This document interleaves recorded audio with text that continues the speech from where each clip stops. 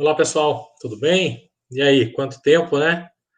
Então, vamos dar início aí às nossas atividades, né? Terceira etapa da RED, né, desse regime domiciliar. Nas duas etapas anteriores, a gente trabalhou de forma diferente, né? Enviei material para vocês lá no Google Drive, vocês fizeram a leitura e me enviaram por e-mail. Agora, nossas aulas vão ser aqui pelo Google Classroom. Então, eu já disponibilizei alguns materiais lá para leitura.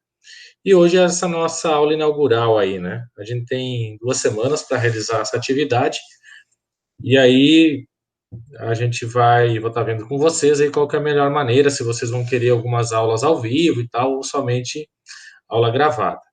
Então, o que eu preparei para hoje, para vocês, é essa apresentação, de boas-vindas, e uma aula rápida aí sobre cultura organizacional, que inclusive eu já enviei para vocês um material sobre cultura organizacional, né? Então, a gente vai estar fazendo essa apresentação, né? E aí, depois vocês podem estar tirando a dúvida lá mesmo na plataforma, né, na sala. Então, para a gente finalizar esse semestre, né, a gente vai estar trabalhando aí com a cultura organizacional. E o que é isso, né? O que isso interfere, né, pessoal, no cotidiano das empresas. Então, o que é a cultura, né? Ela vai implicar na lealdade a uma empresa a longo prazo, ou seja, é aquilo que a empresa cria no decorrer do tempo, né? Ele é um tema bastante trabalhado nas teorias das organizações e, principalmente a partir da década de 80, ela começa a ter muita pesquisa, né, nessa área, principalmente. Quais as principais razões, né, do interesse das empresas com relação à cultura organizacional?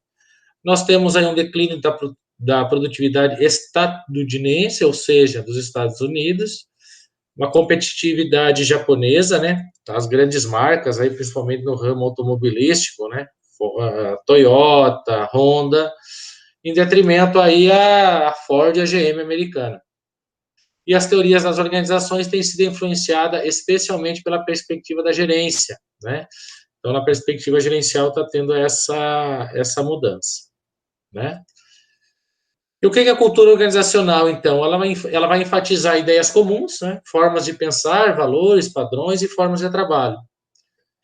E reproduz uma ordem particular por meio do consenso e da ação solidária. Ou seja, quando você chega numa empresa que existe uma cultura organizacional já intrínseca a ela, você pode conversar com qualquer colaborador da empresa que ele vai te dar a mesma resposta sobre ela. Então, já está enraizado isso, né? E isso é importante, né? Principalmente para que as empresas ganhem competitividade. Mas afinal, né? O que é o conceito, né? A cultura organizacional é o modelo dos pressupostos básicos que um dado grupo inventou, descobriu ou desenvolveu no processo de aprendizagem.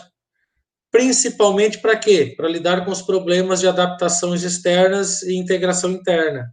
Ou seja, resolver um problema em que você tem setores ou você tem colaboradores que não falam a mesma língua, né? Então, no momento dessa mudança da cultura organizacional, todos estão dedicados e envolvidos à mesma ideia. E quais são os elementos, né, da cultura organizacional? Nós temos aí valores, que é uma definição a respeito do que é importante para se atingir o sucesso. Nós temos crenças e pressupostos, que nada mais é do que expressar aquilo que é tido como verdade na organização. Nós temos os ritos, rituais e cerimônias, e aqui exemplo disso são atividades planejadas, e em consequência elas têm consequências práticas e expressivas, tornando a cultura mais tangível e coesa. O que é mais tangível, né? Mais palpável, né? Que se torna mais fácil a sua visualização. Nós temos as histórias e mitos, também tabus. Aqui não vou me dedicar muito a cada um desses, depois vocês acabam pesquisando o que é. Heróis, né?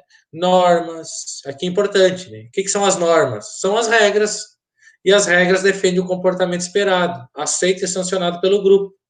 sejam elas escritas ou não. Então, a gente chama isso na teoria de redes, que é importante também que a gente está estudando, que seria a governança. Uma governança formal seria aquela onde está escrito, né? Tem um regimento, por exemplo. E governança informal, ou essas normas informais, então não precisa estar escrita, mas que você sabe que tem que fazer. Exemplo, você sai de uma sala onde não tem mais ninguém. O que você faz? Vai desligar o interruptor, vai desligar o ar-condicionado. A gente sabe que tem que fazer. Então não precisa estar escrito isso. Se bem que, né, a gente sabe que tem situações aí em que é necessário, né? As pessoas não entendem isso, né? E nós temos o quê? O processo de comunicação, e esse é importantíssimo para o sucesso de qualquer organização, de qualquer empresa, que inclui uma rede de relações e papéis informais que comportam todo mundo, né? Padre, fofoqueiro, conspirador, contador de história, porque padre, né? Aqui a gente traz a questão da religião, mas aqui tem tudo, né? Não só padre, tem pastor, tem político. Então, ela desenvolve funções importantes, como de transformar corriqueiro em algo brilhante, e pode ser usado na administração da cultura. E o desenvolvimento da cultura implica em quê, pessoal? Numa linguagem comum e categorias conceituais compartilhadas, ou seja, todo mundo falando a mesma coisa. Implica também normas para lidar com as relações interpessoais e íntimas, os critérios de recompensa e punições, né? Se eu fizer algo bom para a empresa, o que eu vou ganhar? E se eu fizer algo que está prejudicando a empresa, que tipo de punição que eu vou sofrer? E o ciclo de vida de uma organização, pessoal? Nós temos, primeiro, a fase de crescimento, nascimento e estágio inicial de organização, onde existe a dominação do fundador ou da família dominante. Nessa situação, podemos ter a sucessão. O que é uma sucessão? Passado na empresa, organizações de pai para filho e assim por diante. Nós temos uma fase intermediária, que a gente pode dizer que é como o desenvolvimento de novos produtos, a expansão também geográfica, né, a novas aquisições, fusões com outras empresas. E aqui nós temos uma oportunidade para mudança cultural. Terceira fase, o terceiro ciclo, a maturidade, aqui é onde a empresa já está em instabilidade.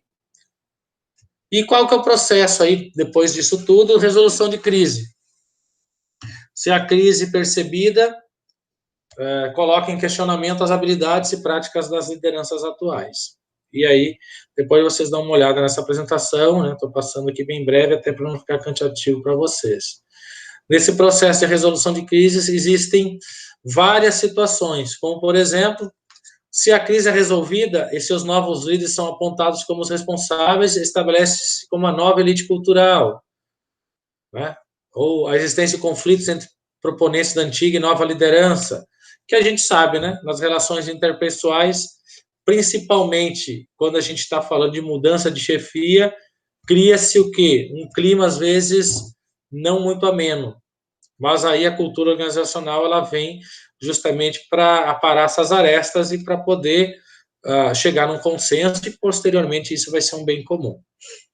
Então, vamos decifrar nessa cultura organizacional. É preciso o quê? Inferir seu conteúdo, ou seja, as falas, as maneiras de fazer as coisas, os sentimentos, atentar para as qualificações e status dos investigadores, e por aí vai. Ela tem que ter um caráter único, ou seja, a cultura é uma fonte de vantagem competitiva, então ela deve ser rara, e se for imitável, deve ser imperfeitamente. Como assim? Eu posso imitar uma outra empresa? Mas isso é um problema sério. Ó. Caso uma cultura seja imitada perfeitamente, uma empresa perde a vantagem com relação à outra. Ou seja, tu vai ter duas empresas com a mesma vantagem, então eu tenho que ter algo a mais, ainda que possam elas ter elementos semelhantes. Então eu tenho que ter um diferencial. Nós temos aí múltiplas culturas, então ainda mais hoje em dia com essa globalização, então, logo mais à frente a gente vai ver isso, né? Empresas de fora vindo para cá, trazendo a sua própria cultura. Aí alguns pesquisadores, eles acreditam que só existe uma cultura na empresa, que esse seria de cima para baixo, ou seja, numa hierarquia aí vertical, mas também tem aqueles que defendem que existem várias e subculturas, né? essa cultura ela vai ter influência dos fundadores, né? Quem fundou a empresa, né? Aqui nós temos o exemplo da Google, tem sua cultura aí diferente de algumas empresas, né? Mais liberal, né? Deixando mais os seus colaboradores mais à vontade. E administração de recursos humanos ou gestão de pessoas, ele tem um papel primordial, né? Para que essa cultura seja desenvolvida e seja consolidada na empresa, né? É como se fosse o guardião da cultura. E as funções do recursos humanos é definir perfis compatíveis com os valores da organização. Ou seja, eu sei qual o valor da minha organização, então eu vou contratar pessoas que venham ao encontro disso. É no RH também que vai ser definido as carreiras, né? Buscando reforçar a filosofia da empresa. E aí, o que é importante, né? O RH também eu peço para vocês depois aprofundar um pouquinho. E aí nós temos os planejamentos, né? Lembra que a gente viu nas primeiras aulas, ainda no presencial, que nós temos 3 tipos de planejamento, né? Estratégico, tático e operacional. E justamente o estratégico é o que vai definir essa política, né? Essa cultura organizacional que ele é a longo prazo. E aí a cultura tem relação com a performance também. E nós temos aí a mudança cultural, né? Que a cultura está ligada a vários elementos da organização. E quando que acontece essa mudança cultural, pessoal? Quando ocorre mudança fundamental no ambiente. Por exemplo, quando a indústria é competitiva, quando você está em vias de tornar-se grande corporação, então tem uma mudança de cultura. Aqui que eu vinha falando antes, nós temos as organizações transnacionais, ou seja, o país apresenta organizações provenientes de outros países, com outras culturas, né? Nós temos aí empresas americanas aqui, empresas japonesas, agora muito forte as chinesas, empresas europeias, então, vendo com esse contraponto da nossa cultura local. E aí se cria uma nova cultura. E para concluir, falei que ia ser breve, a cultura organizacional exerce funções de controle muito sofisticadas, por isso, né, um assunto muito pesquisado, e a cultura organizacional forte e coesa, ela restaura, né, perdas psicológicas. Né? Aqui estão as referências. Pessoal, esse é o nosso primeiro contato, então, depois eu vou estar passando para vocês o que é para a gente fazer, né, de atividade, mas esse aqui é para a gente iniciar, né, a nossa conversa. E aí depois eu vou ter uma outra conversa com vocês, né, para a gente ter uma live, né, uma aula ao vivo aí, tá? Aí agradeço, né, a atenção de vocês, agora vocês vão estar assistindo essa